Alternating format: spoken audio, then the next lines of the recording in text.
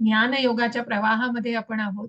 ज्या कर्मयोगाचा टप्पा संपवलाय, भक्तियोगाचा टप्पा पार करून आपण ज्ञानयोगावर आलेलो आहोत आणि या ज्ञानयोगामध्ये आपल्याला जाणायचं आहे, की या भौतिक बद्धतेतून मुक्तता मिळवायची आहे आणि त्या भक्ती मार्गामध्ये कसं शिरायचं आहे. तर या भौतिक बद्धता म्हणजे काय? तर हा बद्ध आत्मा, हा जीवात्मा. जसं आपण 13व्या अध्याय खूप सुंदर अध्याय आहे 13वा अध्याय मला सगळ्यात जास्त सखोल वाटतो, की जेणेकरून जिथे आपण त्या प्रत्येक तत्वाचं ज्ञान आणि प्रत्येक तो कन्सेप्ट, प्रत्येक ती संज्ञा, की क्षेत्र म्हणजे काय, क्षेत्रज्ञ आपण दुसऱ्या अध्यायापासून जाणलं, की तुम्ही शरीर नाही आत्मा आहात आणि हा आत्मा अविनाशी आहे, शरीर नश्वर आहे. या सगळ्या गोष्टी जाणल्या तरी पण काय आहे शरीर? काय तत्वांचं बनलेलं आहे? कशा प्रकारे त्याला जाणणारा कोण आहे? क्षेत्रज्ञ म्हणजे काय? आत्मा म्हणजे काय आहे? परमात्मा म्हणजे काय आहे? मग तो परमात्मा म्हणजे कशा प्रकारे आत्मा आणि परमात्मा हे कुठल्याही या क्रियांशी संलग्न नसतात, तर ते अविनाशी असतात. जसं आपण म्हणतो देहिनोऽस्मिन्यथा देहे कौमारम यौवनम जरा, की त्या देहामधून सतत अविरत असा प्रवास चालू असतो. कोणाचा? तर आत्म्याचा. शरीर बदलत असतं, पण आत्मा हा एकच असतो. आणि म्हणूनच अशा या स्वरूपाला जाणून आपण पुढे जाऊन भगवंत या अध्यायामध्ये 14व्या अध्यायात भगवंतांनी सांगितलं, की हे सर्वात श्रेष्ठ असं ज्ञान आहे, की या ज्ञानाला घेऊन अनेक ऋषीमुनी सॉरी अनेक ऋषीमुनी की ज्यांनी परमसिद्धी प्राप्त केलेली आहे. कारण का? कारण ज्यांनी स्वतःवर नियंत्रण मिळवलेलं आहे. आणि ती ती ती लेव्हल आहे. तो जो स्तर आहे, ती जी पातळी आहे, समाधिस्थ अवस्था, की जिथे भगवंतांशी जोडलं जातं, ती समाधिस्थ अवस्था. आणि ती समाधिस्थ अवस्था गाठण्यासाठी परमसिद्धी प्राप्त केलेली अनेक ऋषीमुनींनी या या म्हणजे आपण जेव्हा अष्टांग योगाला जाणतो, की यम, नियम, आसन, प्राणायाम, प्रत्याहार, धारणा, ध्यान आणि समाधी या या सगळ्याला जाणलेलं आहे. पण द्वापार युगामध्ये जिथे अर्जुन म्हणतोय, की हे सगळं अशक्य आहे करणं. ज्या मनाला मी पकडू शकत नाही, मी एक वेळ वाऱ्याला पकडू शकीन, पण या मनाला पकडू शकत नाही. तिथे हा अष्टांग योग मग भगवंतांनी सांगितलंय, की हा योग ही जी योग साधना ही शक्य आहे. ही सत्ययुगामध्ये शक्य होती, जेव्हा लाखो वर्ष तिथे वयोमान होतं आणि तिथे ध्यान धारणा केली जायची. परंतु या द्वापार युगात जिथे शक्य नव्हतं, तिथे या दंभ आणि भांडणं आणि या कलहानी भरलेल्या कलियुगामध्ये कसं शक्य आहे हो ते?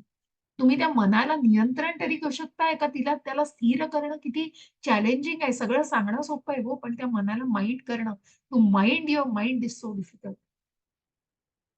आणि म्हणून अशा प्रकारे आपण कशा कशा तऱ्हेने भगवंतांशी जोडलं जातो. तर या योगांद्वारे आपण जोडलं जातो. कर्मातून भक्ती साधली जाते. प्रत्यक्ष भक्तियोग हा सगळ्यात श्रेष्ठ मानला गेलेला आहे. आणि या भक्तियोगाच्या माध्यमातून आपण भगवंतांशी अगदी सुलभ पद्धतीने मग जसं श्रवणम, कीर्तनम, स्मरणम, विष्णू स्मरणम, अर्चनम, वंदनम, पादसेवनम, साख्यम, दास्यम, आत्मनिवेदनम या सेवांमधून आपण भगवंतांशी जोडले जाऊ शकतो. म्हणजे प्रत्येकाची उदाहरणं दिलेली आहेत आणि मग तशा तऱ्हेने आणि मग अमरीश महाराजांचं जे उदाहरण दिले, प्रत्येक अवयव त्यांचा या सगळ्या सेवांमध्ये गुंतलेला आहे, की कानाने श्रवण होतंय, मुखाने कीर्तन, नामस्मरण होतं आहे. त्यानंतर पाय पण त्या भगवंतांच्या मंदिराकडे वाटचाल करत आहेत. त्यानंतर श्रवणम, कीर्तनम, विष्णू स्मरणम, अर्चनम, वंदनम केलं जातंय, पादसेवनम केलं जातंय, पूजा केली जाते.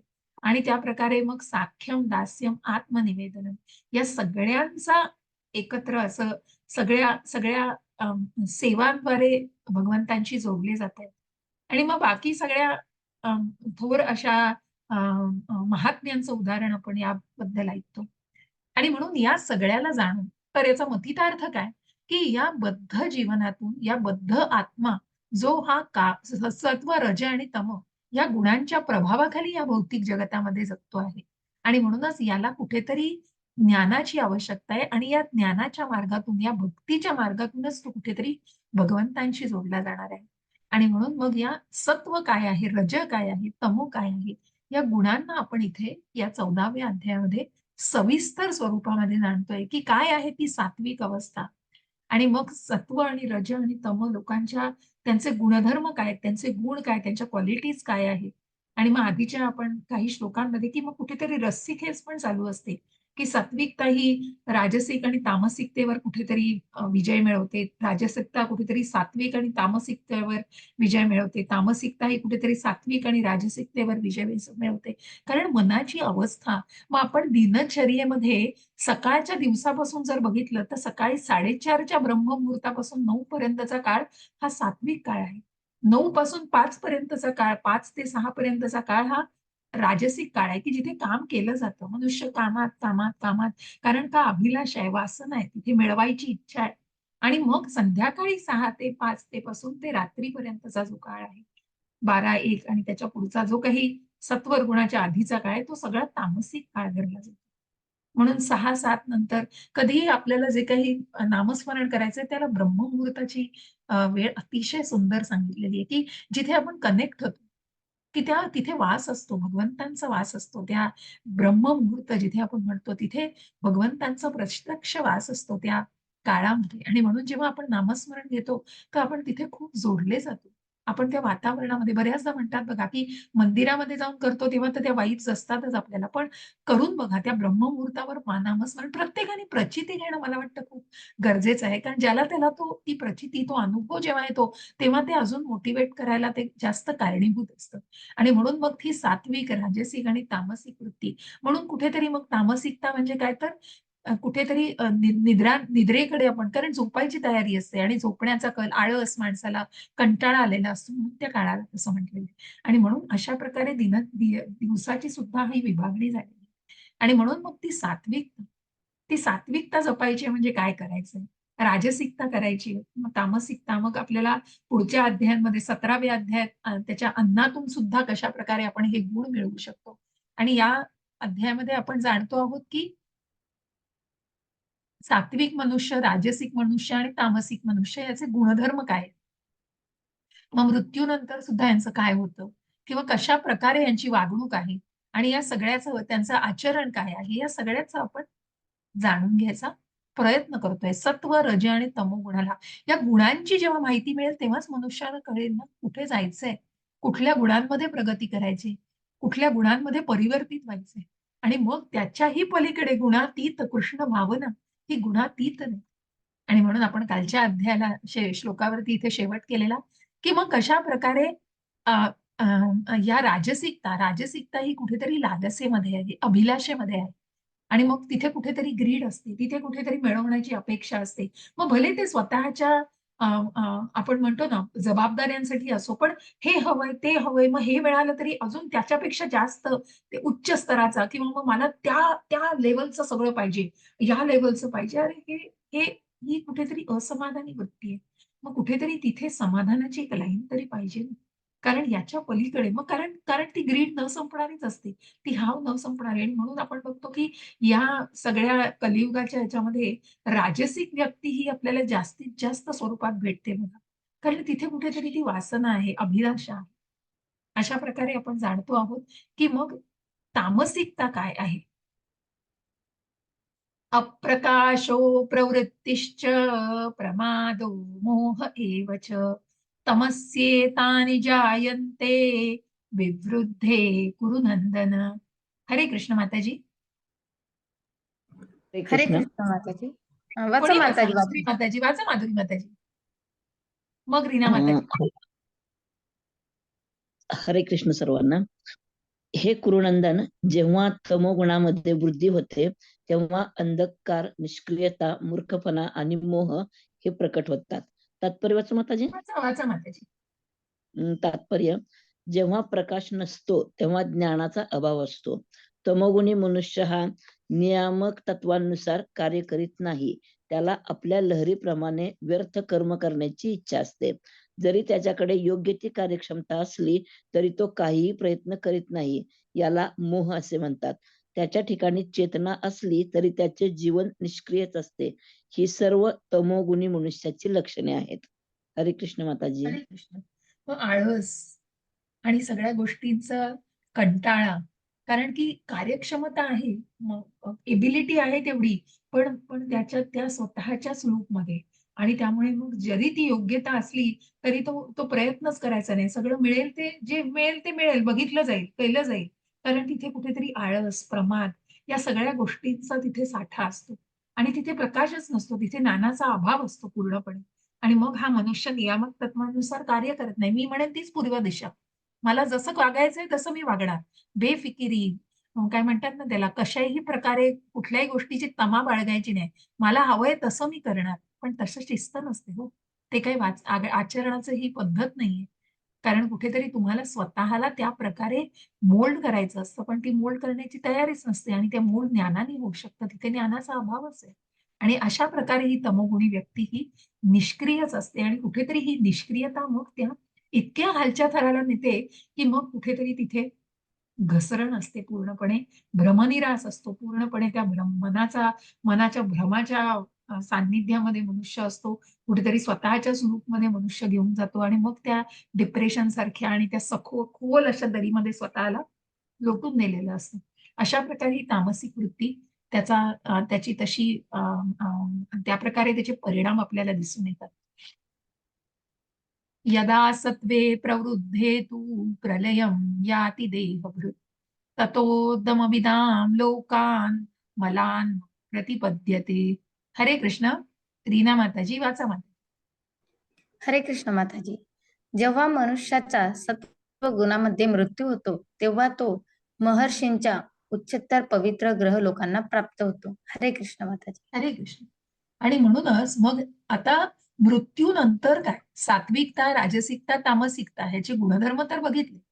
पण या लोकांचं मृत्यूनंतरही काय होतं, कारण जे जीवन व्यतीत केलेलं आहे त्याचे परिणाम काय होतात, जे काही जगलेलं आहे, ज्या स्वरूपामध्ये जीवन जगलेलं असतं, जी काही कर्म केलेली असतात, त्या कर्माचे भोग त्याप्रमाणेच भोगायला लागतात. आणि मग ती जी सात्विकता असते ही सगळ्या बांधतंय, मनुष्याला बद्ध करते. सात्विकता असो, राजसिकता असो, तामसिकता, पण निश्चित सात्विकता ही कुठेतरी श्रेष्ठ पातळीवर आहे, जी गुणातीत होऊ शकते. सात्विक मनुष्य हा निश्चित त्याच्या पलीकडे जाऊ शकतो. कारण तेवढी त्याची पात्रता असते. आणि म्हणूनच ज्या व्यक्तीचा सत्वगुणामध्ये मृत्यू होतो, त्या व्यक्तीला स्वर्गलोक म्हणजे पृथ्वीच्या वरील लोकांची प्राप्ती होते. जे काही स्वर्गलोक, तपलोक, महरलोक, ब्रह्मलोक, सत्यलोक हे जे लोक आहेत, त्या लोकांची प्राप्ती, स्वर्गलोकाची प्राप्ती, की तिथे स्वर्ग सुखाची प्राप्ती होते. पण पुन्हा काय होतं पुढे जाऊन आपल्याला बघायचंय किंवा आपण आधीच्याही अध्यायांमध्ये याचा उल्लेख ऐकला. 9व्या अध्यायात ती सायकल दाखवलेली आहे. वर जाते, पण पुन्हा खाली येते हो. ती घसरण आहेच पुन्हा. कारण जिथे पापपुण्याची गणना केली जाते, त्या स्वर्गलोकामध्ये पुन्हा पुण्य क्षीण झालं, की पुन्हा त्या मृत्यूलोकामध्ये हजर. मग पुन्हा तुम्हाला तुमच्या ज्या काही कर्मांचे भोग असतात, ते तिथे भोगायलाच लागतात. अशा प्रकारे या सत्वगुणी असलेल्या व्यक्तीला स्वर्ग लोकांमध्ये जन्म मिळतो. मग राजसिकतेचं काय होतं? रजसी प्रलयं गत्वा कर्मसंगीषु जायते तथा प्रलीनस्तमस् तथा प्रलीनस्तमसि मूढयोनिषु जायते. हरे कृष्ण. किरण प्रभुजी वाचणार प्रभुजी.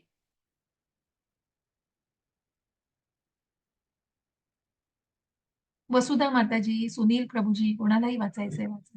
जेव्हा मनुष्याचा रजोगुणामध्ये मृत्यू होतो तेव्हा तो सकाम कर्मामध्ये संलग्न झालेल्या मनुष्यात जन्म घेतो आणि जेव्हा तमोगुणामध्ये मृत्यू होतो तेव्हा तो पशु योनीमध्ये जन्म घेतो. तात्पर्य वाचू. वाचा माता. आत्म्याला मनुष्य जन्म प्राप्त झाला की त्याचे पुन्हा कधीच अधपतन होत नाही अशी काही लोकांची धारणा असते, परंतु ही धारणा चुकीची आहे. या श्लोकानुसार जर मनुष्याने तमोगुण विकसित केला तर मृत्यूनंतर त्याचे पशु योनीत अधपतन होते. तेथून पुन्हा मनुष्य जन्म प्राप्त करण्यासाठी त्याला उत्क्रांती गमनाने स्वतःची उन्नती करावी लागते. म्हणून जे खरोखर मनुष्य जीवनाचे गांभीर्य जाणतात त्यांनी सत्वगुणाचा विकास केला पाहिजे आणि सत्संगाद्वारे त्रिगुणातीत होऊन कृष्ण भावनेमध्ये स्थित झाले पाहिजे. हेच मनुष्य जीवनाचे ध्येय आहे. अन्यथा मनुष्याला पुन्हा मनुष्य योनी प्राप्त होईल याची हमी देता येत नाही. हरे कृष्ण माताजी. हरे कृष्ण. बघा काही लोकांचं कसं अज्ञान असतं, की आत्म्याला एकदा मनुष्य जन्म प्राप्त झाला म्हणजे झालं. श्रेष्ठत्व प्राप्त झालंय. सगळ्यात श्रेष्ठ जन्म प्राप्त झालाय. मनुष्य जन्म हा निश्चितच दुर्मिळ आहे. पण त्या मनुष्य जन्मात काय करायचं सांगितलं? मनुष्याने सत्संगाद्वारे त्रिगुणातीत व्हायचे. या त्रिगुणांच्या पलीकडे जाण्याचा प्रयत्न करायचा. त्यासाठी ती कृष्ण भावना जोपासायची. तरच पुन्हा या जन्म, मृत्यू, जरा, व्याधी या मृत्यूलोकामध्ये पुन्हा भौतिक जगतामध्ये परत यावं लागणार नाही. अन्यथा काय होणार आहे? अन्यथा पुन्हा या मृत्यूलोकामध्येच पुन्हा पुन्हा जन्म घेऊ आणि तोही जन्म मिळणं दुर्मिळ आहे हो. मनुष्य जन्म सुद्धा पुढच्या, म्हणून प्रभुपादांनी सांगितलंय की इतकं तरी सत्व, इतकं तरी चांगलं कर्म करा आणि इतक्या तरी त्या भावनेला पोहोचा की तुम्हाला मनुष्य जन्म मिळेल, की जेणेकरून या मनुष्य जन्माच्या मार्गाने तुम्ही त्या भक्ती मार्गाच्या पायरीवरून निश्चितच कुठेतरी टप्प्याटप्प्याने का होईना कधीतरी एखाद्या जन्मात आपण वृंदावनामध्ये असू, की जिथून परत यायचं नाही आपल्याला परत. पुन्हा या जन्म, मृत्यू, जरा, व्याधीमध्ये यायचं नाहीये. कारण त्या क्लेश, दुःख आणि त्या नाही, तर जिथे हा सच्चित आनंद आहे, जो शाश्वत आहे, जे ज्ञानाने परिपूर्ण आहे, सात्विकता, तिथे सात्विक, राजसिक आणि तामसिक याच्या पलीकडे भगवंत आहेत आणि म्हणूनच ते पुरुषोत्तम आहेत. त्या भगवंतांच्या स्वरूपाला प्राप्ती करायची आहे, म्हणजे त्या गुणातीत व्हायचे आणि म्हणूनच त्रिगुणातीत होण्यासाठी त्या कृष्ण भावनेला जोपासायचं आहे. कर्मणः सुकृतस्याहु सात्विकं निर्मलं फलं रजसस्तु फलं दुःखम अज्ञानम तमसः फलम. हरे कृष्ण. सुनील प्रभूजी वाचणार. प्रभूजी वाचतो ट्रॅव्हल माताजी. ट्रॅव्हल करताय हा नाही ना? नाही नाही वाचतोय. हा ठीक ठीक आहे. हरे कृष्ण. पुण्यकर्माचे फळ शुद्ध असते, ते सत्वगुणामध्ये असल्याचे म्हटले जाते. परंतु रजोगुणामध्ये केलेल्या कर्माचे फळ म्हणजे दुःख आहे आणि तमोगुणामध्ये केलेल्या कर्माचे फळ म्हणजे मूर्खपणा आहे. हरे कृष्ण माताजी. हरे कृष्ण. हरे कृष्ण. मग याच्या तात्पर्यामध्ये बरेच संदर्भ दिलेले आहेत, पण आपल्याला जाणायचं आहे की कशा प्रकारे पुण्यकर्माचे फळ शुद्ध असते आणि सत्वगुणामध्ये असल्याचे म्हटले जाते. आता कसं आहे बघा, की सात्विकता, राजसिकता आणि तामसिकता तिन्हीही आत्म्याला बद्ध करते. त्या जीवात्म्याला बद्ध करते म्हणजे कसं, तर सात्विकता ही कुठेतरी सुखाने आणि ज्ञानाने बद्ध करते. कारण हे मला सुख अजून मिळतंय, मला इथे मी आहे, पुन्हा मला ज्ञान मिळालंय, कुठेतरी त्या ज्ञानाने तो मी अजून तिथून पूर्णपणे गेलेला नाही, म्हणून ती सात्विकता आहे. निश्चित तिथे शुद्धपणा आहे आणि त्याला त्या पुण्यकर्माचं फळ, कारण कुठेतरी ते सकाम कर्म केली जातात. मग राजसिकता कशी असते, तर राजसिकता वासनेपोटी सकाम कर्म करत असते. पण इथे सात्विकता आहे आणि ती सात्विकता निश्चितच कुठेतरी शुद्ध फळ असतं, त्याच्या मागचं फळ हे शुद्ध असतं आणि निश्चितच त्याला कुठेतरी श्रेष्ठत्व दिलं गेलेलं आहे. परंतु रजोगुणामध्ये केलेल्या कर्माचं फळ काय आहे? सकाम कर्म आहे.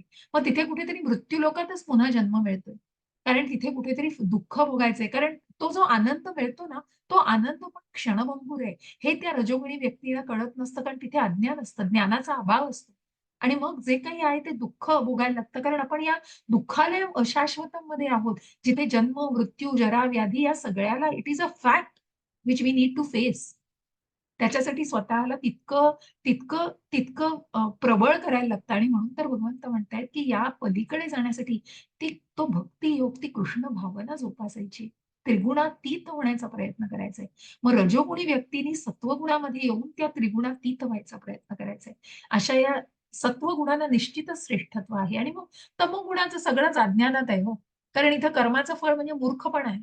कारण जे काही करतोय ते मी म्हणेन ती पूर्व दिशा, मला जे काही करायचंय, मग तिथे निर्लज्जपणा आहे, बेफिकीरपणा आहे, तिथे स्वतःच्याच दुनियेमध्ये मनुष्य जगतो आहे.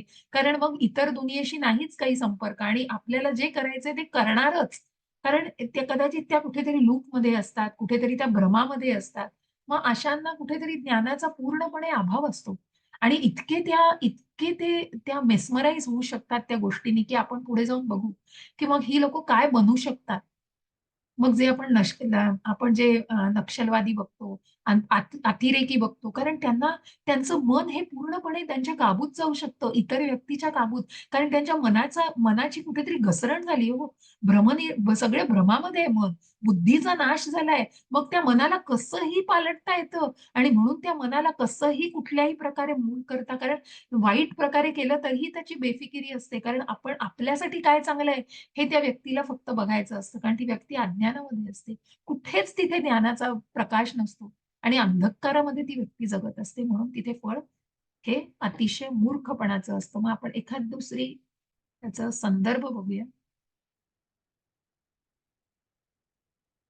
मनुष्याला पशुहत्या करण्याची मुळीच आवश्यकता नाही. आता इथे भगवंतांनी काही सांगितलंय, प्रत्येक सजीव प्राणी हा भगवंतांच्या पुत्रासमान आहे आणि एखाद्या मुंगीची हत्या ही भगवंत सहन करीत नाहीत. मनुष्याला याचे फळ भोगावेच लागते. म्हणून आपण म्हणतो ना, एखादी डास मुंगी आपल्याकडनं मारली जाते. भले ती आपल्याकडनं अननोनपणे मारली गेली आहे आणि आपल्याला गरजच नाही, कारण आपल्याला जगायचं तर आपल्याला तिथे चावायला लागलं, मुंगी चावायला लागली तर आपण मारतो. पण त्याची फळं भोगायला लागतात, कारण कुठेतरी आपण त्या मुक्या जीवाला मारतो. कारण हा नियम प्रकृतीचा नियमच आहे, की कशा प्रकारे आणि मग भोगावेच लागते. म्हणून जिव्हा लौल्याच्या तृप्तीसाठी पशुवध करणे म्हणजे गाढ अज्ञानच होय. मग इथे कुठेतरी आपण आधीही त्याचा उल्लेख केलाय, कारण इथे कुठेतरी सेल्फ सॅटिस्फॅक्शन आहे, सेल्फ ग्रॅटिफिकेशन, स्वतःच्या स्वार्थासाठी. मग तुम्हाला इथे भाजी, फळं, दूध, दुभतं, याचं दूध, तूप या सगळ्याची मुभा दिलेली आहे. मग तुम्हाला कशाला हवंय त्या स्वतःला? कारण जिव्हा आणि लौल्याची. कारण इथे कुठेतरी स्वतःच्या जिभेचे चोचले पुरवायचे. स्वतःच्या स्वतःच्या सेल्फ सॅटिस्फॅक्शनसाठी, सेन्स ग्रॅटिफिकेशन, कारण आपल्या इंद्रियांना तृप्ती मिळण्यासाठी, म्हणून आपल्याला ते खायचंय. आणि म्हणूनच अशा प्रकारे हे अज्ञानात केलं जातं. असा मनुष्य आपले भविष्य अत्यंत अंधकारमय करीत आहे. सर्व प्रकारच्या पशुवधांमध्ये गोहत्या ही सर्वात अधम आहे. कारण गाय आपल्याला दूध देऊन सर्व प्रकारचे सुख देते. गोहत्या करणे म्हणजे प्रगाढ अज्ञानमयी कर्म होय. वेदांमधील ऋग्वेद 9.4.64 मध्ये कोभिही प्रीणीत मत्सरम हे शब्द दर्शवतात, की जो मनुष्य दुधाने पूर्णपणे तृप्त होऊन गोवध करण्याची इच्छा करतो, तो घोर अज्ञानात आहे. तो कुठेतरी मत्सर करतोय त्या गायीचा, जी इतकं तो कृतघ्नपणे वागतोय त्या गायीशी, ज्या गायीचं दूध आपल्याला मिळतंय, त्या गायीचीच हत्या केली जाते. हे किती चुकीचं आहे. आणि वेदांमध्ये अशी एक प्रार्थना आहे, नमो ब्रह्मण देवाय गोब्राह्मण हिताय च जगद्विधाय कृष्णाय गोविंदाय नमो नमः. हे भगवान, तुम्ही गाय आणि ब्राह्मणांचे तसेच अखिल मानवांचे जगाचेही हितेच्छू आहात. या लोकाचे विष्णू पुराण 1.19.65 मध्ये या श्लोकाचं तात्पर्य आहे, की यामध्ये गाय आणि ब्राह्मणांच्या संरक्षणाचा विशेष उल्लेख करण्यात आला आहे. ब्राह्मण हे आध्यात्मिक विद्येचे प्रतीक आहेत आणि गाय ही महत्वपूर्ण अन्न पदार्थाचे प्रतीक आहे. या दोन जीवमात्रांना सर्व प्रकारचे रक्षण दिलेच पाहिजे आणि हा संस्कृतीचा खरोखर उत्कर्ष आहे. आधुनिक मानव समाजामध्ये आध्यात्मिक ज्ञानाकडे दुर्लक्ष केलं जातं आणि गोहत्येला प्रोत्साहन देण्यात येतं. यावरून आपण जाणले पाहिजे, की मानव समाज चुकीच्या दिशेने प्रगती करत आहे आणि स्वतःच्याच विनाशाचा मार्ग मोकळा करीत आहे. जी संस्कृती आपल्या नागरिकांना पुढील जन्मी पशु बनवण्यासाठी मार्गदर्शन करते, ती निश्चितच मानव संस्कृती नाही. अर्थात आधुनिक संस्कृतीची रजोगुण आणि तमोगुण यांच्या प्रभावामुळे पूर्णपणे दिशाभूल झालेली आहे. हे युग अत्यंत भयदायी आहे आणि मानवतेला या भयापासून वाचवण्यासाठी सर्व राष्ट्रांनी समाजाला अत्यंत सुगम अशा कृष्ण भावनामृताचा मार्ग प्रदान केला पाहिजे. किती आवश्यक आहे बघा. कारण रजो आणि तमोगुणातल्या व्यक्ती, की मीट ईटिंग हे कुठेतरी त्याला काहीही कुठल्याही प्रकारचं निषिद्ध मानलं जात नाही आणि अगदी म्हणतात बेमालूमपणे ते खाल्लं जातं. हे किती चुकीचं आहे आणि इतक्या अज्ञानात, की स्वतःचाच समोर खड्डा खणताय हो. कळतंय समोर खड्डा आहे तरी खड्डा खणायचा आहे. त्या खड्ड्यात जाऊन पडायचंय. स्वतःचा विनाशाचं आमंत्रण देताय विनाशाला. कुठेतरी मत्सर करताय. गोहत्या हे किती किती भयंकर पाप आहे. आणि म्हणूनच जी गाय आपल्याला दूध देते तिच्याविषयी कृतज्ञपणा, मत्सर हे किती चुकीचं वागणं आहे. आणि म्हणूनच या सगळ्यावरती उपाय म्हणजे भक्ती योगाचा मार्ग, कृष्ण भावनेचा मार्ग. म्हणून आपण कृष्णामृताचा प्रसार केला पाहिजे. कृष्ण भावनेचा जेवढा जमेल तेवढा प्रसार केला पाहिजे. सत्वात् संजायते ज्ञानं रजसो लोभ एव च प्रमाद मोहौ तमसो भवतो ज्ञानमेव च. हरे कृष्ण. वाचा माधुरी माताजी.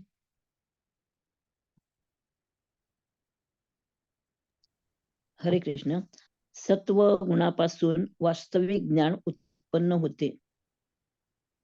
सत्वगुणापासून वास्तविक ज्ञान उत्पन्न होते. रजोगुणापासून लोभ उत्पन्न होतो आणि तमोगुणापासून प्रमाद, मोह आणि अज्ञान उत्पन्न होते. हरे कृष्ण माताजी. हरे कृष्ण, हरे कृष्ण. आणि म्हणून मग सगळ्याचा परिणाम काय होतो? सत्वगुणापासून ज्ञान उत्पन्न होतं. ते ज्ञानही बांधतं पुन्हा आपल्याला. रजोगुणापासून लोभ उत्पन्न होतो आणि तमोगुणापासून प्रमाद, मोह, अज्ञान. हे आपण आधीच्याही श्लोकांमध्ये याचा उल्लेख आहे. लोकांना वास्तविक ज्ञानाचे शिक्षण नसल्यामुळे ते बेजबाबदार होतात. हा बेजबाबदारपणा बंद करण्यासाठी सामान्य लोकांमध्ये सत्वगुणांचा कसा विकास करता येईल याचे शिक्षण देण्यात यावे. त्यांना जेव्हा सत्वगुणांचे शिक्षण देण्यात येईल तेव्हा त्यांना वस्तूचे यथार्थ ज्ञान झाल्यामुळे ते विवेकी बनतील. अशा रीतीने लोक सुखी आणि वैभवशाली होतील. बहुसंख्य लोक जरी सुखी आणि समृद्ध झाले तरी काही टक्के लोक जर कृष्ण भावनेचा विकास करून सत्वगुणात स्थित झाले, संपूर्ण जगभर सुखशांती नांदण्याची खूप दाट शक्यता आहे. नांदण्याची शक्यता आहे. अन्यथा जर जग रज आणि तमोगुणाच्या आहारी गेले तर शांती समृद्धीची शक्यताच राहणार नाही. रजोगुणांमध्ये लोक लोभी होतात आणि त्यांच्या इंद्रिय तृप्तीच्या लालसेला अंतच नसतो.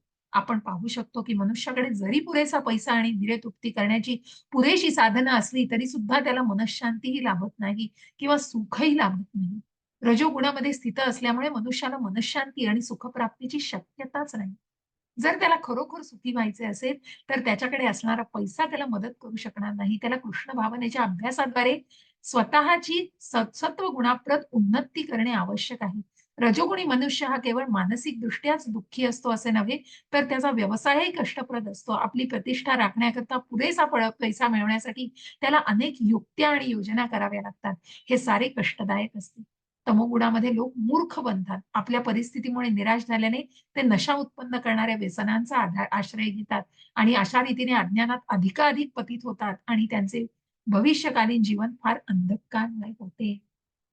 बघा, सत्वगुण हा निश्चितच ज्ञानाने परिपूर्ण आहे. जरी तो ज्ञान आणि सुखाने बांधत असेल तरी निश्चित तो सर्वश्रेष्ठ आहे आणि तिथे ज्ञानाची परिपूर्णता आहे. पण निश्चित ती कृष्ण भावना तिथे जोपासली तर ती सात्विकता अजून गुणातीत व्हायला मदत होणार आहे. परंतु म्हणून रज आणि तमोगुणांचं काय हो? रज आणि तमोगुण हे अत्यंत खालच्या थराला गेलेले आणि त्यातून एक तमोगुण तर मूर्खपणातच जमा झालेला असतो. पण राजसिकता ही इतकी भयंकर आहे. कारण त्याच्यामध्ये कुठेतरी त्या लालसेला अंतच नसतो आणि त्याच्यामध्ये मनुष्य इतका भरकटत जातो की मग कशाही मार्गाने मला मिळू दे, मला पैसा मिळवायचा आहे, मला प्रमोशन कुठल्या का मार्गाने मिळू दे, मला मिळवायचंय. तो मार्ग कितीही अयोग्य असू दे, कितीही चुकीच्या मार्गाने असू दे, कितीही अनिती असा मार्ग असेल, त्याच्यामध्ये कुठेही नीती नसेल, असा हा अधर्मी आणि अनिती असा मार्ग तो चुकीच्या मार्गाने तो कुठल्याही व्यक्ती प्रमोशन म्हणा किंवा कुठल्याही पैसा मिळवण्याच्या काही संतुष्टीच नाही हो. मला हे मिळालंय, कबूल आहे. तिथे हेल्दी कॉम्पिटिशन असणं गरजेचं आहे. म्हणून ती सात्विकता, मला ज्ञान मिळवायचंय, मला पुढे जायचंय, मला औत्सुक्य आहे की याला काय म्हणतात, त्याला काय म्हणतात. या ज्ञानापोटी पुढे जाणं इज अ डिफरंट थिंग. पण ही लालसा आहे, ग्रीड आहे, ही चुकीची ग्रीड आहे, ही अज्ञानापोटी आहे. तिथे कुठेतरी ज्ञानाचा अभाव दिसतोय आणि म्हणून असा मनुष्य कुठेतरी स्वतःसाठीच खड्डा खणत असतो, विनाशाला आमंत्रण देत असतो. मग निश्चितच त्याची पशुयोनीमध्ये रवानगी होत असते किंवा मग अशा व्यक्तीची, तमोगुणातल्या व्यक्तीची तर पशुयोनीत होते, पण कदाचित रजोगुणीची पुन्हा त्या मृत्यू लोकामध्येच त्यांना चान्स मिळू शकतो. कारण कुठेतरी सकाम कर्मात पण असतो तो मनुष्य. पुण्यकर्म पण कुठेतरी केलं जातं, पण ते पुण्यकर्म पुन्हा करण्याच्या इंद्रिय तृप्तीसाठी असतं. पण तिथे कुठेतरी मग एक चान्स दिला जातो आणि मृत्यू लोकामध्ये जन्म मिळू शकतो. पण तमोगुणाचं काय? सगळं अंधकार आहे, सगळं अज्ञान आहे. तिथे तिथे मनाचं पतन, भ्रमाचा म्हणतात ना, आता इतकं भ्रमामध्ये मनुष्य जातो की मनाचं पतन, बुद्धीचा नाश, या सगळ्या गोष्टीमुळे तो पूर्णपणे अज्ञानात अंधकारमय असं जीवन जगत असतो. ऊर्ध्वं गच्छन्ति सत्त्वस्था मध्ये तिष्ठन्ति राजसः जघन्य गुणवृत्तिस्था अधो गच्छन्ति तामसाः. हरे कृष्ण. रीना माताजी हरे वाचा. कृष्ण. हरे कृष्ण. हो, हरे हरे कृष्ण माताजी. सत्वगुणी मनुष्य क्रमशः ऊर्ध्व गतीने उच्चतर लोकांमध्ये जातात. रजोगुणी मनुष्य पृथ्वी लोकात वास करतात आणि जे निंद तमो गुणात स्थित आहेत त्यांचे नरलोकात अधपतन होते. हरे कृष्ण माताजी. नरक लोक, त्यांना नरक यातनाच म्हणतात. म्हणून इथे कनिष्ठ, मध्यम आणि श्रेष्ठ म्हणजे जे सत्वगुणात आहे, जे आधीच्या श्लोकांपैकी आपण जाणलेलं आहे की मग त्यांना वरचे लोक मिळतात. पृथ्वी लोक मिळतो रजोगुणांना आणि तमोगुणांना नरक लोक, पशु योनीमध्येच जन्म मिळतो. नान्यं गुणेभ्य कर्तारं यदा द्रष्टानुपश्यति गुणेभ्यश्च परं वेत्ति मद्भावं सोऽधिगच्छति. हरे कृष्ण. वसुधा माताजी वाचा.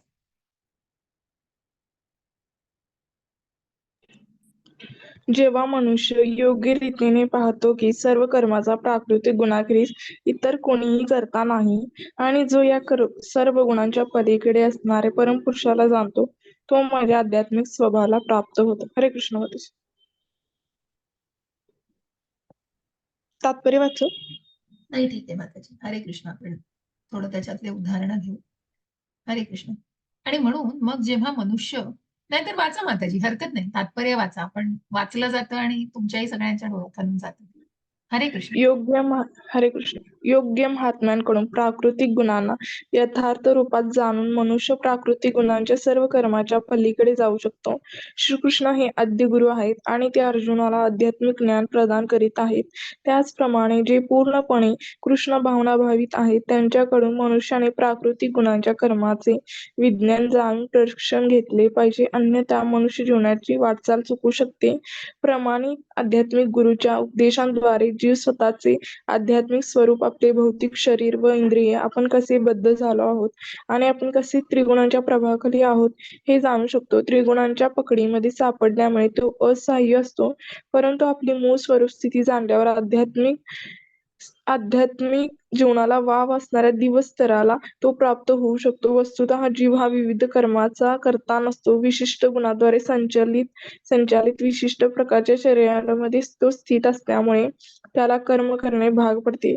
आध्यात्मिक गुरुच्या साहाय्याने आपण कोणत्या स्थितीमध्ये आहोत ते मनुष्य जाणू शकत नाही. अधिकृत आध्यात्मिक गुरुच्या संघाद्वारे तो आपले वास्तविक स्वरूप जाणू शकतो आणि अशा स्वरूप स्थितीच्या ज्ञानाद्वारे तो पूर्णपणे कृष्ण भावनेमध्ये स्थिर होतो. कृष्ण भावनाभावित मनुष्यावर प्राकृतिक गुण आपला प्रभाव पाडू शकत नाही. यापूर्वी 7व्या अध्यायात सांगितले आहे की जो मनुष्य श्रीकृष्णानं शरण गेला आहे तो भौतिक प्रकृतीच्या कर्मातून मुक्त झाला आहे. म्हणून ज्याला यथार्थ वस्तुज्ञान झाले आहे त्यांच्यावरील भौतिक प्रकृतीचा प्रभाव हळूहळू नष्ट होतो. हरे कृष्ण माताजी. हरे कृष्ण. बघा किती सुंदरपणे तात्पर्यामध्ये दिलेलं आहे की कशा प्रकारे मग गुणातीत व्हायचंय, म्हणजे कसं व्हायचंय असं आपण म्हटलंय. आणि गुणांच्या आपण कितीही म्हटलं तरी बघा, कितीही मनुष्य ठरवतो, नाही मी असं केलं तर असं करणार आहे, आता मी हे रिझोल्युशन करणार, 1 जानेवारी आलेलं आहे तर मी आता हे रिझोल्युशन करणार. किती वेळ होतं, क्षणभंगूर असतं ते. मनुष्याचे ते निर्णय हे खूप महत्वाचे असतात आणि त्याच्यासाठी खूप ज्ञानाची जोड असायला लागते. म्हणजे ती जी दृढता येण्यासाठी निश्चितच कुठेतरी ती चिकाटी पाहिजे, ते ज्ञान पाहिजे.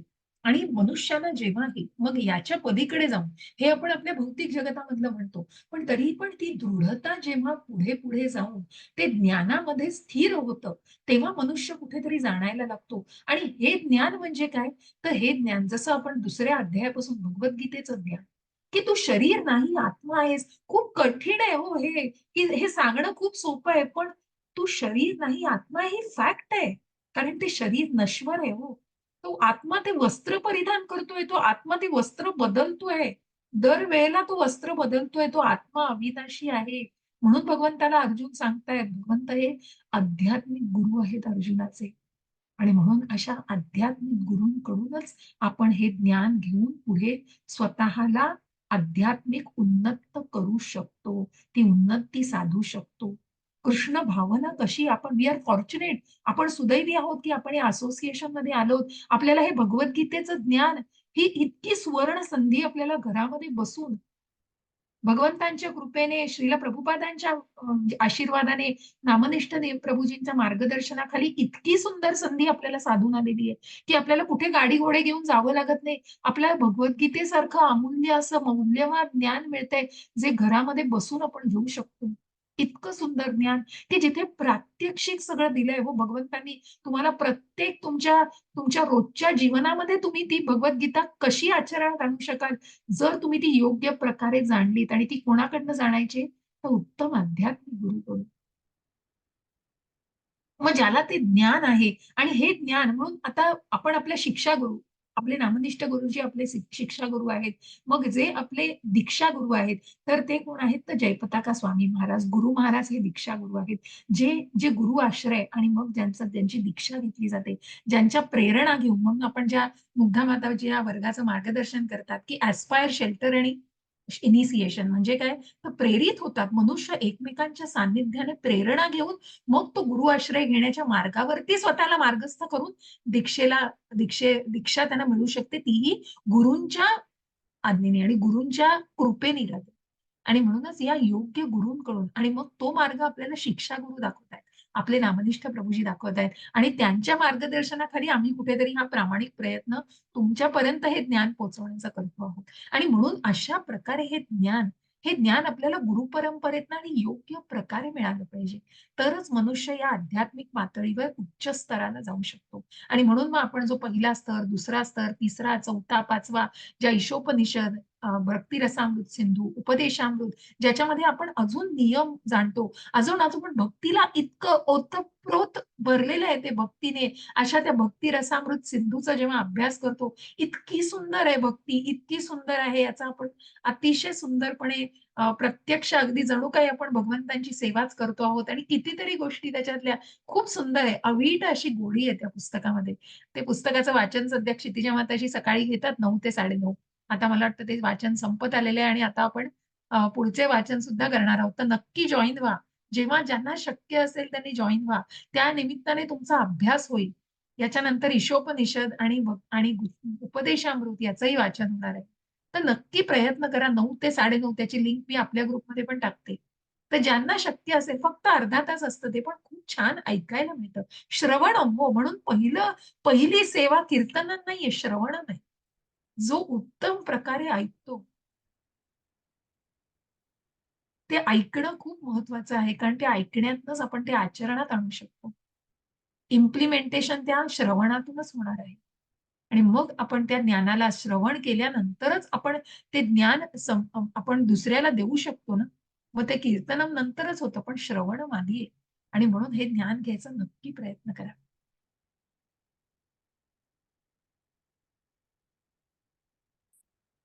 गुणानेतानतीत्य त्रिदेन्हि त्रिंदेहि देह समुद्भवान जन्म मृत्यू जरा दुःखैर विमुक्तो अमृतम अश्नुते.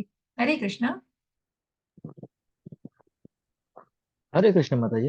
हरे कृष्ण गुरुजी.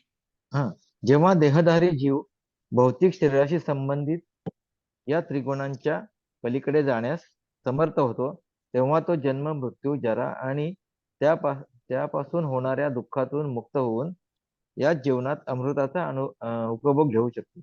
हरे कृष्ण माताजी. हरे कृष्ण. तात्पर्य वाचा प्रभूजी. हा, वाचतो. हरे कृष्ण. तात्पर्य: मनुष्य या शरीरात असूनही कृष्ण भावना भावित होऊन दिव्य स्वरूपामध्ये कसा स्थित होऊ शकतो याचे वर्णन या श्लोकामध्ये करण्यात आले आहे. देही या संस्कृत शब्दाचा देहधारी असा अर्थ होतो. मनुष्य जरी भौतिक देहामध्ये बद्ध असला तरी आध्यात्मिक ज्ञानामध्ये प्रगती करून तो प्राकृतिक गुणांच्या प्रभावातून मुक्त होऊ शकतो. या देहात असूनही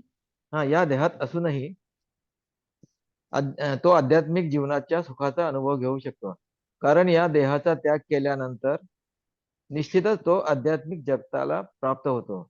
दुसऱ्या शब्दात सांगावयाचे तर कृष्ण भावनामय भक्ती ही भौतिक बंधनातून मुक्त होण्याचे लक्षण आहे आणि याचे स्पष्टीकरण 18व्या अध्यायात करण्यात येईल. जेव्हा मनुष्य प्राकृतिक गुणांच्या प्रभावातून मुक्त होतो तेव्हा तो भक्तीमध्ये प्रवेश करतो. हरे कृष्ण माताजी. हरे कृष्ण. भक्तीचा पहिला टप्पा श्रद्धा आहे. श्रद्धा, साधू संग, भजन क्रिया, अनर्थ निवृत्ती. तो जेव्हा प्राकृतिक गुणांच्या प्रभावातून मुक्त होतो, जेव्हा काम, क्रोध, मद, मोह, मत्सर हे षड्रिपू आहेत आणि मग तो त्रिगुणांचा प्रभाव कमी होऊन जेव्हा तो अनासक्त होतो या सगळ्याविषयी, तेव्हा त्याच्या तोंडावरती ती नामस्मरणाची रुची जास्त प्रभावीपणे रेंगाळते आणि मग ती निष्ठा प्रबळ होते आणि रुची, निष्ठा आणि मग भगवंतांप्रती आसक्ती. कारण ती भगवंतांप्रती आसक्ती आणि ते आकर्षण आणि भगवंतांविषयी वाटणारं प्रेम हे मनातून निर्माण होऊन मग तो भाव तितक्या स्तरावरती जातो की ती भावभक्तीमध्ये रूपांतर होतं आणि मग त्याचं प्रेमामध्ये रूपांतर होतं. अशा प्रकारे ही अनर्थ निवृत्ती कधी साधता येते, तर ती कृष्ण भावनेमध्येच साधू शकते. आणि देह हे माध्यम आहे हो. म्हणून आपण म्हणतो ना, की देहिनोस्मिन्यथा देहे, कारण हा देह आहे हे नश्वर आहे. हा देह देह कुठेतरी आपण म्हणतोय ना, की देहाला कुठेतरी सोडून जायचंच आहे त्या आत्म्याला, कारण तो आत्मा अविनाशी आहे. तो आत्मा देहातून निघून जाणार आहे आणि तो इतका सूक्ष्म आहे, की त्याचं येणं, प्रवेश करणं आणि त्याचं निघून जाणं हे तुमच्या सदोष अशा इंद्रियांना दिसूच शकत नाही. इतका तो सूक्ष्म असतो. केसाच्या टोकाच्या एकाच 10,000 इतक्या भागा इतका तो सूक्ष्म असतो. मग तो कसा दिसणार आहे आपल्या या सदोष इंद्रियांना तो दिसू शकत नाही. आणि म्हणून तो देहधारी म्हणजे भौतिक जीवनामध्ये तो बद्ध असला तरी आध्यात्मिक ज्ञानामध्ये हा जीव प्रगती करू शकतो. कारण तो आपल्या प्राकृतिक गुणांच्या प्रभावातून मुक्त होऊ शकतो. कारण तो जेव्हा कृष्ण भावनेमध्ये होतो. या देहात असूनही तो आध्यात्मिक जीवनाच्या सुखाचा अनुभव म्हणून गृहस्थाश्रमात ती व्यक्ती असू दे, मग ती ब्रह्मचार्याश्रमात असू दे, ती गृहस्थाश्रमात असू दे, ती वानप्रस्थाश्रमात असू दे, ती संन्यासाश्रमात असू दे, ती व्यक्ती ब्राह्मण असू दे, क्षत्रिय असू दे, वैश्य असू दे, शूद्र असू दे, चातुर्वर्ण्यम म्हणून हे भगवंतांनी निर्माण केलेले गुणकर्मांवरून ना कुणाचा जन्म ना कुणाचा धर्म, हे सगळं मनुष्याचं क्रियाकरा आहे. मनुष्याची कर्तृत्व आहे सगळी. स्वतःच्या स्वार्थासाठी सगळी कर्तृत्व आहे आणि सगळं घाणेरडं राजकारण मनुष्य खेळतोय आणि याच्यात स्वतःचाच खड्डा स्वतःसाठीच खणतोय. पण याच्या पलीकडे जायचंय, या सात्विकतेच्याही पलीकडे स्वतःला न्यायचंय. कबूल आहे, खूप चांगलं वागताय, खूप चांगली कर्म करताय, सगळं मनापासून अगदी दुसऱ्यांच्या भावनांचा विचार करताय, सगळं सात्विकतेमध्ये आहेत. त्याच्याही पलीकडे जायचंय. कारण त्या कुठेतरी ज्या त्या त्या त्या काम, क्रोध, लोभ, मद, मोह, मत्सर या सगळ्यावरती कुठेतरी पराभव करून विजय मिळवायचा. आणि म्हणून मग त्याला कृष्ण भावनामय भक्ती योगाचा मार्ग हाच सर्वात सुकर असा मार्ग आहे. आणि तेव्हाच मनुष्य प्राकृतिक गुणांच्या प्रभावातून मुक्त होतो, जेव्हा तो भक्तीमध्ये प्रवेश करतो. अर्जुन विचारतोय मग परत भगवंतांना, अर्जुनाचे प्रश्न संपतच नाही. अर्जुन उवाच कैलिंगी स्त्रीन् गुणानेतात नतितो भवती प्रभो किमाचारः कथं चैत्रान् स्त्रीन् गुणानतिवर्तते. हरे कृष्ण. हरे कृष्ण माताजी. हरे कृष्ण. अर्जुनाने विचारले, हे प्रभो, त्रिगुणांच्या अतीत असणारा मनुष्य कोणत्या लक्षणांनी ओळखला जातो? त्याचे आचरण कसे असते आणि तो प्राकृतिक गुणांच्या पलीकडे कसा जातो? तात्पर्य माताजी वाचा. तात्पर्य, या श्लोकामध्ये अर्जुनाने विचारलेले प्रश्न योग्यच आहेत. त्रिगुणांना पूर्वीच पार केले आहेत त्या मनुष्याची लक्षणे अर्जुन जाणू इच्छितो. प्रथम तो अशा दिव्य पुरुषांची लक्षणे विचारित आहे. असा मनुष्य त्रिगुणांच्या प्रभावाच्याही पलीकडे गेला आहे हे कोणालाही कसे समजू शकेल? अर्जुनाचा दुसरा प्रश्न आहे की तो मनुष्य कसा राहतो आणि त्याचे कर्म कोणते असते? तो स्वेच्छाचारी असतो की नियमाचारी असतो? त्यानंतर दिव्य स्वभावाची तो ज्या एक मिनिट माध्यमाने मनुष्य एकच मिनिट त्यानंतर दिव्य स्वभावाची तो ज्या माध्यमाने प्राप्ती करतो त्या माध्यमांबद्दल अर्जुन विचारतो. हे फार महत्वपूर्ण आहे. मनुष्य ज्या प्रत्यक्ष साधनांद्वारे सदैव दिव्यत्वामध्ये स्थित राहू शकतो त्या साधनांविषयी तो जोपर्यंत जाणत नाही तोपर्यंत ती लक्षणे अभिव्यक्त होण्याची शक्यताच नाही. म्हणून अर्जुनाने विचारलेले हे सारे प्रश्न अत्यंत महत्वपूर्ण आहेत आणि भगवंत त्या प्रश्नांची उत्तरे देत आहेत. पुढं. हरे कृष्ण. मग गुणातीत व्यक्ती होते म्हणजे काय होते? जसं अर्जुनाला भगवंतांनी सांगितलं दुसऱ्या अध्यायामध्ये, की अशी व्यक्ती स्थिताधीर मुनी, ज्यांनी मन स्थिर केलेलं आहे. मग भगवंतांना अर्जुन विचारतायत, की अशी व्यक्ती कोण आहे? मग काम, क्रोध म्हणजे जी एवढं सगळं सांगून आपण म्हणतोय, की ज्या वासनेमध्ये आणि सगळ्याच अर्जुनाला भगवंतांनी ज्ञान दिलं, की तू शरीर नाही, आत्मा आहेस आणि त्यानंतर तू पापमय असं कुठलंही वाटून घेऊ नकोस, कारण तू भगवंतांसाठी केलेली सेवा ही कुठेही त्याचं नुकसान होणार नाही आणि ती भगवंतांसाठी सेवा केली जाते, त्याच्यामुळे तू निश्चितच ती योग्य प्रकारे करू शकतोस. जसं हनुमंताचं उदाहरण दिलंय. त्यानंतर अनेक सगळ्या सगळ्या कौटुंबिक परंपरेला कुठे धोका नाही, तू आदर्श व्यक्ती बनू शकतो. या सगळ्याचं भगवंतांनी ज्ञान दिलेलं आहे.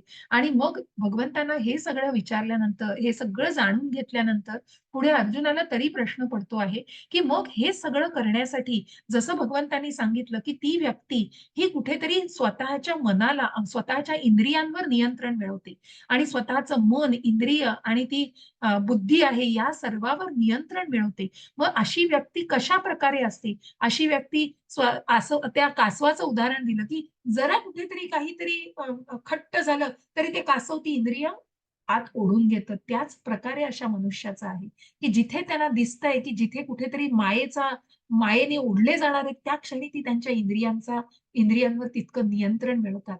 मग तरीही अर्जुनाला प्रश्न आहे, की कारण मग भगवंत म्हणतायत, की तू अव्यवसायात्मिक झालायस, की व्यवसायात्मिक बुद्धी तुझी अव्यवसायात्मिक झालेली आहे. कारण तुझ्या बुद्धीला फाटे फुटलेले आहेत. तुझ्या बुद्धीला कशाप्रकारे निरनिराळ्या प्रकारे जे तू विचार करतो आहेस, की पापमय वाटतंय मला, करुणा वाटतेय माझ्या मनामध्ये, असे असंख्य मनामध्ये विचार आहेत. त्यामुळे तू असमंजस झालायस आणि तुझी बुद्धी ही त्याला फाटे फुटून ती बुद्धी अव्यवसायात्मिक झालीये. तर त्या अव्यवसायात्मिक बुद्धीला तुला व्यवसायात्मिक करायचंय. आणि म्हणूनच मग अर्जुनाला प्रश्न पडलाय, की मग अशी व्यक्ती कशा प्रकारे असते? मग ती व्यक्ती चालते कशी, बोलते कशी, वागते कशी, खाते कशी, काय करते? अशा सगळ्या आचरणाबद्दल अर्जुनाने जेव्हा विचारलं, तेव्हा भगवंत सांगतात.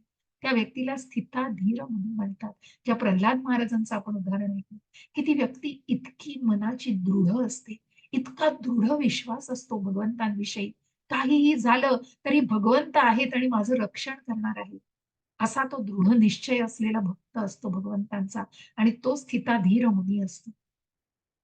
आणि इथेही अर्जुनाला तसाच प्रश्न पडलेला आहे, की मग अशा दिव्य गुणातीत व्हायचंय, सत्व, रज आणि तम या सत्व गुणाच्याही पलीकडे जायचंय, म्हणजे काय करायचंय नक्की?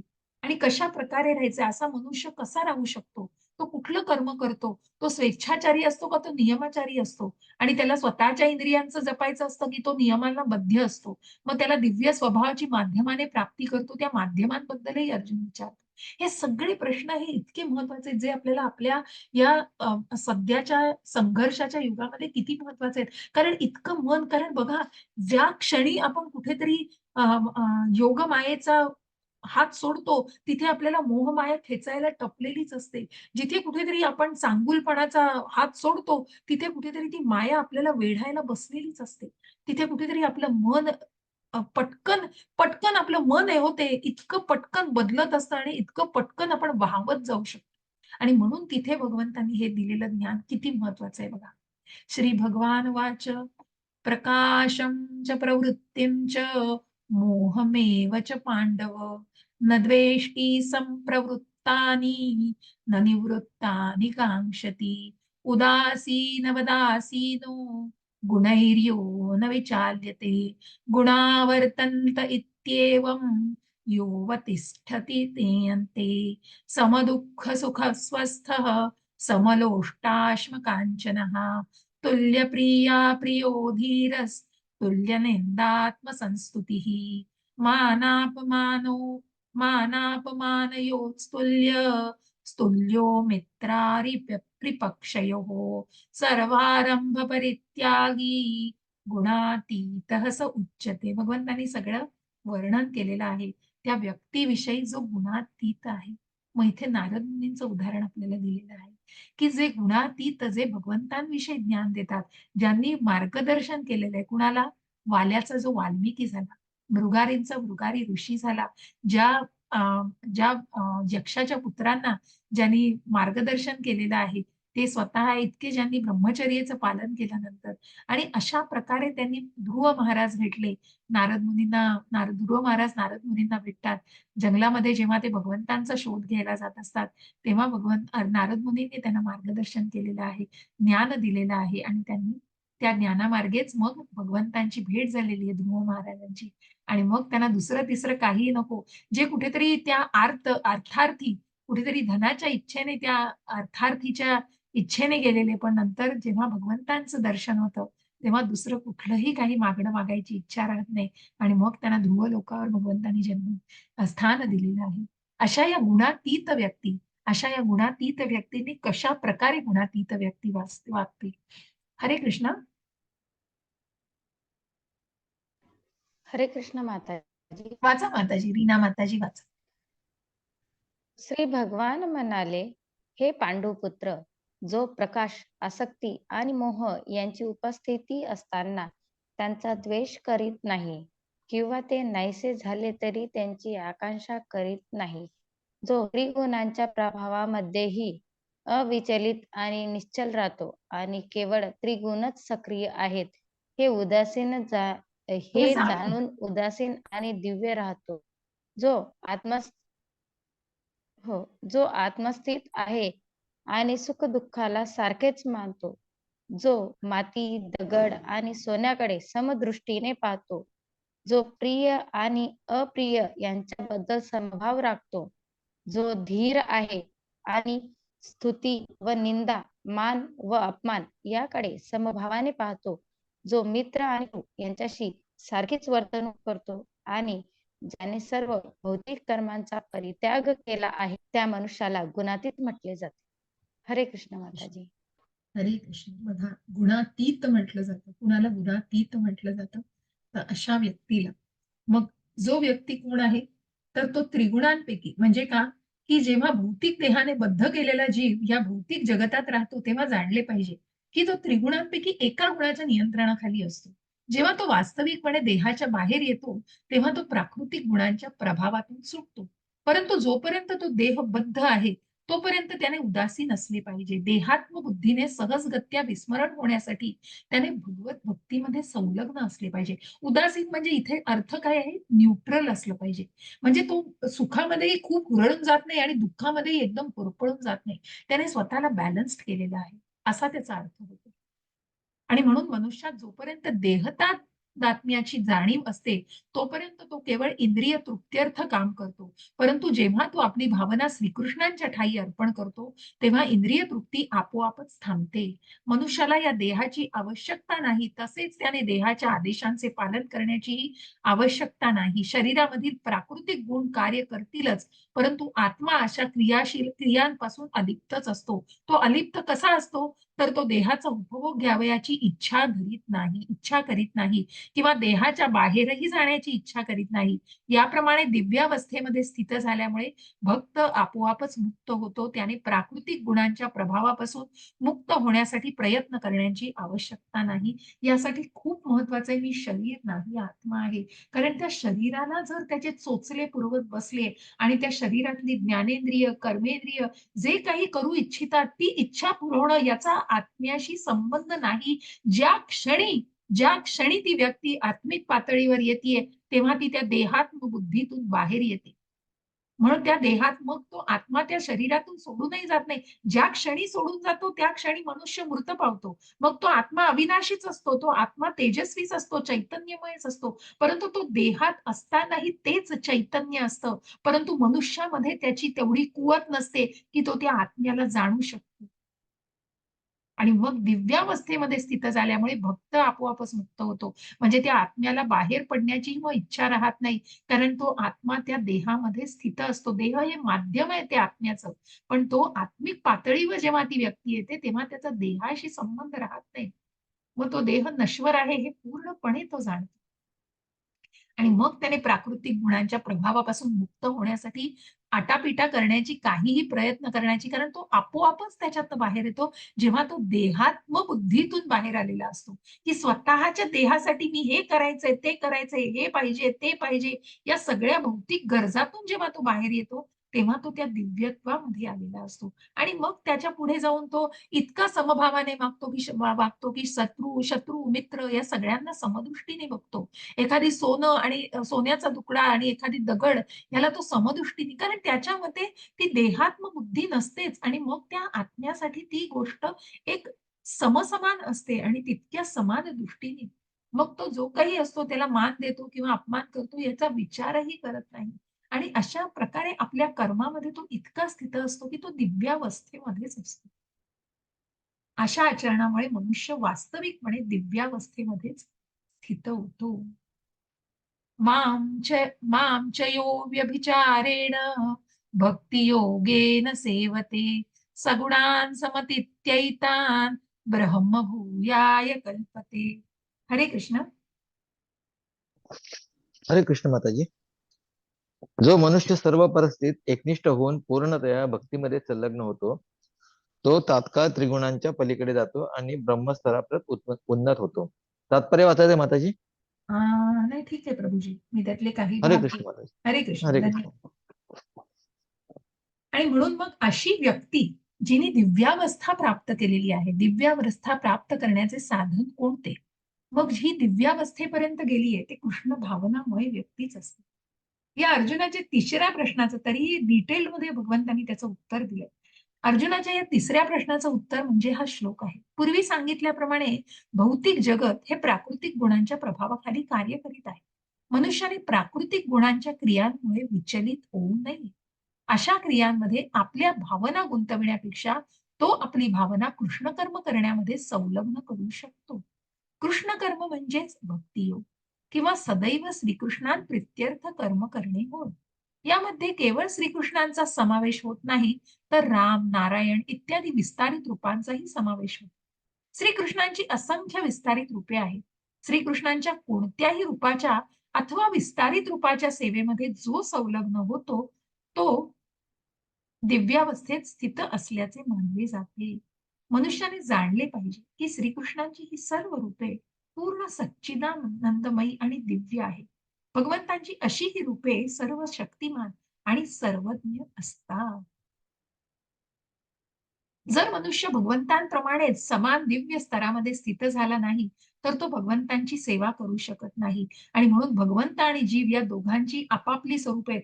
भगवंत म्हणजे भक्त नाही. भक्त हा भगवंतांसाठी विशेष आहे, पण भगवंत म्हणजेच भक्त नाही. गुणांनी भगवंत निश्चितच भगवंतांसारखा आहे, पण त्याचं वेगळं अस्तित्व आहे. परमात्म्याचा अंश आहे. आत्मा हा परमात्म्याचा अंश आहे. गुणांप्रमाणे तो असला तरी त्या परिमाणात्मक दृष्ट्या तो भगवंतांसारखा नाही. आणि म्हणून इथे दिलेलं आहे की भक्तियोग म्हणजे भगवंत, भक्त आणि त्यांचे परस्परातील प्रेमाचे आदान प्रदान होय. म्हणून भगवंत आणि जीव या दोघांची आपापली स्वरूपे आहेत. तसे जर नसते तर या भक्तियोगाला काही अर्थच राहिला नसता. जर मनुष्य भगवंतांप्रमाणेच समान दिव्य स्तरामध्ये स्थित झाला नाही तर तो भगवंतांची सेवा करू शकत नाही. राजाचा वैयक्तिक सहाय्यक होण्यासाठी आवश्यक पात्रता मिळणे आवश्यक आहे, आणि ही पात्रता म्हणजे ब्रह्म होणे किंवा सर्व भौतिक विकारातून मुक्त होणे होय. वेदांमध्ये म्हटले आहे की ब्रह्मैव सद ब्रह्माप्येति. मनुष्य ब्रह्म होऊन परब्रह्माची प्राप्ती करू शकतो. याचा अर्थ आहे की मनुष्याने गुणात्मक दृष्ट्या ब्रह्मांशी एकरूप झाले पाहिजे. ब्रह्मप्राप्ती झाल्यावर तो आपले जीवात्मा म्हणून ब्रह्मस्वरूप गमावत नाही. ब्रह्म आहे, तो मूळ ब्रह्म आहे, पण त्याला विस्मरण झालंय आपल्या ब्रह्मस्वरूपाचं. आणि म्हणून तो जेव्हा कृष्ण भावना भावित होतो तेव्हा तो निश्चितच त्या ब्रह्मस्तराप्रत उन्नत होतो. आणि मग त्याला परब्रह्म रूप त्या परब्रह्माचं स्वरूप मिळवण्यासाठी फार कष्ट करावे लागत नाही, कारण तो भगवंतांशी जोडला जातो. आणि म्हणूनच तो आपले जीवात्मा म्हणून ब्रह्मस्वरूप गमावत नाही जेव्हा तो त्या भक्ती योगामध्ये, त्या कृष्ण भावनेमध्ये स्थित होतो. ब्रह्मणो हि प्रतिष्ठाहम् अमृतस्याव्ययस्य च शाश्वतस्य च धर्मस्य सुखस्यैकान्तिकस्य च. हरे कृष्ण. हरे कृष्ण माताजी. आणि परमसुखाची स्वाभाविक स्थिती असणाऱ्या अमृत, अव्यय आणि शाश्वत निर्विशेष ब्रह्मज्योतीचा आधार मी आहे. तात्पर्य, ब्रह्माचे स्वरूप हे माताजी, मला वाटतं हा शेवटचा. हो हो, वाचा. ब्रह्माचे स्वरूप हे अमृत, अव्ययी, शाश्वत आणि सुखमय आहे. दिव्य साक्षात्काराचा प्रारंभ ब्रह्मापासूनच होतो. दिव्य साक्षात्काराचा मध्यभाग अर्थात दुसरी पायरी म्हणजेच परमात्मा आहे, आणि पुरुषोत्तम भगवान म्हणजे अंतिम पायरी आहे. म्हणून परमात्मा आणि निर्विशेष ब्रह्म हे दोन्ही परमपुरुषावर आश्रित आहेत. 7व्या अध्यायात वर्णन करण्यात आले आहे की भौतिक प्रकृती ही भगवंतांच्या अपराशक्तीची अभिव्यक्ती आहे. भगवंत कनिष्ठ अपरा प्रकृतीमध्ये परा प्रकृतीच्या अंशांना गर्भस्थ करतात आणि याप्रमाणे अपरा प्रकृतीशी परा प्रकृतीचा संपर्क येतो. भौतिक प्रकृतीद्वारे बद्ध झालेला जीव जेव्हा आध्यात्मिक ज्ञानाच्या अनुशीलनास प्रारंभ करतो तेव्हा तो भौतिक बद्धावस्थेपासून क्रमशः परमेश्वराच्या ब्रह्मरूप स्तराप्रत उन्नत होतो. हो. जीवनातील या ब्रह्मस्तराची प्राप्ती म्हणजेच आत्मसाक्षात्काराची पहिली पायरी होय. या स्तरावरील ब्रह्म साक्षात्कारी पुरुष हा भौतिक उपाधींच्या पलीकडे गेलेला असतो, परंतु तो वास्तविकपणे ब्रह्म साक्षात्कारात परिपूर्ण नसतो. त्याच्या इच्छेनुसार तो ब्रह्मस्तरावरच स्थिर राहू शकतो आणि त्यानंतर हळूहळू परमात्मा साक्षात्कार प्रत उन्नत होऊ शकतो आणि त्यानंतर पुरुषोत्तम भगवान रूपाच्या साक्षात्काराची प्राप्ती करू शकतो. या संदर्भातील अनेक उदाहरणे वेदांमध्ये आढळतात. चतुष्कुमार हे ब्रह्म साक्षात्कारी होते, परंतु क्रमाक्रमाने ते भक्ती स्तराप्रत उन्नत झाले. जो निर्विशेष ब्रह्माच्या पलीकडे जाऊ शकत नाही त्याचे पुन्हा पतन होण्याची संभावना असते. श्रीमद भागवतात म्हटले आहे की मनुष्य जरी ब्रह्मस्तरावर आरूढ झाला तरी जर त्याने अधिक उत्तरोत्तर प्रगती केली नाही आणि परमपुरुषाचे ज्ञान प्राप्त केले नाही तर त्याची बुद्धी पूर्णपणे शुद्ध होऊ शकत नाही. म्हणून ब्रह्मस्तरावर आरूढ होऊन सुद्धा जर मनुष्य भगवत भक्तीमध्ये संलग्न झाला नाही तर त्याचे पतन होण्याचीच शक्यता असते. पतन होण्याची शक्यता असते. वेदांमध्येही म्हटले आहे की रसो वै सहा रसम हेवायम लब्धावनंदी भवती. जेव्हा मनुष्य रसराज भगवान श्रीकृष्णांना जाणतो तेव्हा तो वास्तविकपणे दिव्यानंदी होतो. तैत्तिरीय उपनिषद 2:7-1. भगवंत हे षडैश्वर्याने परिपूर्ण आहेत आणि भक्त जेव्हा त्यांना शरण जातो तेव्हा या षडेश्वराचे आदान प्रदान होते. राजाचा सेवक जवळजवळ राजाच्या दर्जाचा उपभोग घेतो. म्हणून शाश्वत सुख, अविनाशी आणि शाश्वत जीवन भक्ती बरोबरच प्राप्त होते. म्हणून ब्रह्माचा किंवा नित्यत्व किंवा अविनाशी यांच्या साक्षात्काराचा भक्तीमध्ये समावेश होतो. जो भक्तीमध्ये संलग्न झालेला आहे त्याला हा साक्षात्कार आधीच झालेला असतो. स्वभावतः एकच मिनिट माझ्या दिसणार हा. स्वभावतः जीव हा ब्रह्मस्वरूप असला तरी त्याला भौतिक प्रकृतीवर प्रभुत्व गाजविण्याची इच्छा असते आणि यास्तव त्याचे पतन होते. आपल्या स्वरूप स्थितीमध्ये जीव त्रिगुणातीत असतो, परंतु भौतिक प्रकृतीच्या संघाने तो त्रिगुणांमध्ये बद्ध होतो. या त्रिगुणांच्या संघामुळे त्याच्यामध्ये प्रकृतीवर स्वामित्व गाजवण्याची इच्छाही राहतेच. पूर्णपणे कृष्ण भावना भावित होऊन भक्तीमध्ये संलग्न झाल्यामुळे तो तात्काळ दिव्यावस्थेमध्ये स्थित होतो आणि प्रकृतीवर स्वामित्व गाजवण्याची त्याची अवैध इच्छा नष्ट होते. म्हणून श्रवण, कीर्तन, स्मरण आदीपासून प्रारंभ होणाऱ्या भक्तियोगाच्या भक्तांच्या संघामध्ये अभ्यास केला पाहिजे. हळूहळू अशा सत्संगामध्ये आध्यात्मिक गुरुच्या कृपेने मनुष्याची प्रकृतीवर स्वामित्व गाजवण्याची इच्छा नाहीशी होते आणि तो दृढपणे दिव्य प्रेममयी भगवत सेवेमध्ये स्थिर होतो. या विधींचे विस्तारित वर्णन या अध्यायाच्या 22व्या श्लोकापासून ते शेवटच्या श्लोकापर्यंत करण्यात आले आहे. भगवत भक्ती अत्यंत सुलभ आहे. मनुष्याने सदैव भगवत सेवेमध्ये युक्त राहावे, भगवत प्रसाद ग्रहण करावा, भगवंतांच्या चरण कमलांना अर्पिलेल्या फुलांचा सुगंध घ्यावा, भगवंतांनी लीला स्थळांना भेट द्यावी, भगवंतांच्या लीला स्थळांना भेट द्यावी, त्यांच्या विविध लीलांविषयी अध्ययन करावे, भगवंत आणि त्यांच्या भक्तांमधील प्रेमाच्या आदान प्रदानाबद्दल श्रवण करावे, सदैव दिव्य हरे कृष्ण कृष्ण कृष्ण हरे हरे, हरे राम राम राम हरे हरे महामंत्राचा जप करावा आणि भगवंत व त्यांच्या भक्तांच्या आविर्भाव अथवा तिरोभाव दिनी उपवास करावा. अशा विधींचे पालन केल्याने मनुष्य सर्व भौतिक कर्मातून पूर्णपणे अनासक्त होतो. जो या प्रकारे ब्रह्मज्योतीच्या स्तरावर स्थित होतो तो गुणात्मक दृष्ट्या भगवंतांच्या समानच असतो. या प्रकारे भगवद्गीतेच्या गुणत्रय विभाग योग या 14व्या अध्यायातील भक्ती वेदांत भाष्य संपन्न. इति श्री कृष्णार्पणमस्तु. किती सुंदर. किती हरे सुंदर, कृष्ण माताजी. किती सुंदर, किती सुंदर. हरे कृष्ण. किती सुरेख आणि किती स्पष्टपणे सांगितलंय बघा की कशा प्रकारे भगवंतांनी ही अपराशक्ती, मग हा ज्या पराशक्तीचा भाग आहे ना, तो भगवंतांनी या अपराशक्तीत गर्भस्थ केलेला आहे. परंतु त्याचं स्वरूप स्थिती तो विसरलेला आहे आणि तो स्वतःला त्या भौतिक स्थितीमध्ये आणि त्या भौतिक प्रकृतीमध्ये स्वामित्व गाजवण्याची त्याची खूप आटापिटा चाललेला आहे. ममैवांशो जीवलोके जीवभूत सनातना. आणि म्हणून तो सगळ्या इंद्रियांनी आणि सगळ्या त्या मनासहित 5 ज्ञानेंद्रियांनी कुठेतरी फक्त ते संघर्ष करतोय. का? कारण मला स्वामित्व गाजवायचंय. अरे ते तुझं नाहीच आहे, तिथे तू कुठे स्वामित्व गाजवतो. पण ही स्वरूप स्थितीच विसरलेला आहे मनुष्य. याचं विस्मरण झालंय. तिथे कुठेतरी कृतज्ञपणा विसरलेला आहे मी तर म्हणेन. पुढची गोष्ट ज्याच्या त्याच्या गुणांनुसार आहे आणि म्हणूनच मग तो त्रिगुणातीत होतोय. त्रिगुणांमध्ये कुठेतरी अडकला जातोय. कुठेतरी त्या मायेमध्ये त्या सगळ्या भौतिकतेमध्ये कुठेतरी आच्छादिला जातोय.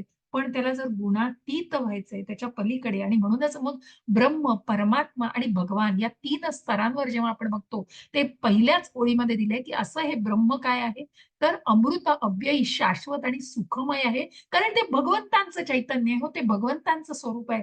आणि म्हणूनच आपण पण त्या ब्रह्म स्वरूपासारखेच आहोत. आपली स्वरूप स्थिती आहे जी कुठेतरी विस्मरणात गेलेली आहे मनुष्याच्या.